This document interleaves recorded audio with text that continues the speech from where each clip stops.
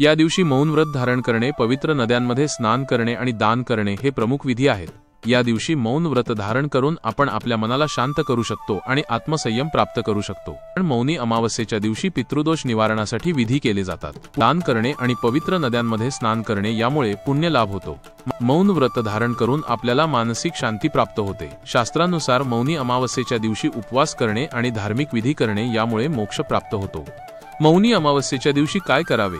मौन व्रत धारण करावे, पवित्र नद्यांमध्ये स्नान करावे, दान करावे, पितृदोष निवारणासाठी विधी करावे, धार्मिक ग्रंथ वाचावे, ध्यान धारणा करावे।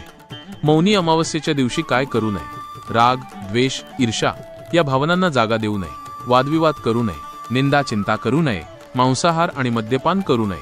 मौनी अमावस्येच्या दिवशी सूर्योदयापूर्वी उठून स्नान करावे।